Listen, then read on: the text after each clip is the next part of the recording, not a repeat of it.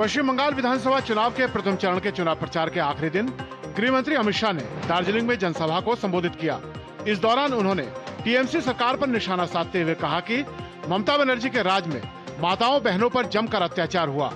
गृह मंत्री ने कहा, हमारे गोरखा बहनों भाइयों पर इन्होंने सैकड़ों गलत केस किए हैं। उन्होंने कहा कि भाजपा सरकार बनने पर 31 जुलाई से पहले सभी केस वापस लिए जाएंगे और गोरखा मुद्दे का स्थायी समाधान किया जाएगा। रक्षा मंत्री राजनाथ सिंह 2 दिवसीय आधिकारिक दौरे पर जर्मनी के म्यूनिक पहुंचे, जहां उनके जर्मन समकक्ष बोरिस पिस्टोरियस ने गर्मजोशी से स्वागत किया। 21 से 23 अप्रैल के बीच होने वाली इस यात्रा के दौरान राजनाथ सिंह कई महत्वपूर्ण कार्यक्रमों में भाग लेंगे।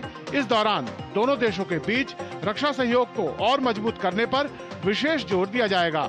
यात्रा के दौरान राजनाथ सिंह जर्मन रक्षा मंत्री बोरिस पिस्टोरियस और अन्य वरिष्ठ नेताओं के साथ द्विपक्षीय वार्ता करेंगे।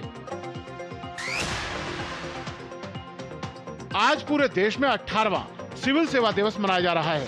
उपराष्ट्रपति सीपी राधाकृष्णन नई दिल्ली स्थित विज्ञान भवन में आयोजित कार्यक्रम में मुख्य अतिथि के तौर पर शामिल हुए। कार्यक्रम को संबोधित करते हुए उपराष्ट्रपति सीपी राधाकृष्णन ने कहा कि जब भारत नई आकांक्षाओं के साथ आगे बढ़ रहा है, तब सिविल सेवकों की भूमिका सत्यनिष्ठा और समावेशिता को बढ़ावा देने और राज्य एवं उनके नागरिकों के बीच भरोसा मजबूत करने में अहम होगी। छत्तीसगढ़ की राजधानी रायपुर में मुख्यमंत्री विष्णुदेव साय जन आक्रोश महिला पदयात्रा में शामिल हुए। ये पदयात्रा महिला आरक्षण बिल पास न होने के विरोध में निकाली गई। यात्रा के दौरान उन्होंने प्रधानमंत्री नरेंद्र मोदी की नीतियों का जिक्र किया और कहा कि केंद्र सरकार ने महिलाओं के सम्मान और सशक्तिकरण के लिए शौचालय निर्माण, जनधन खाते और उज्ज्वला योजना जैसे कई अहम कदम उठाए हैं। उन्होंने विपक्षी दलों पर निशाना साधते हुए कहा कि महिलाओं को 33% आरक्षण दिलाने तक संघर्ष जारी रहेगा।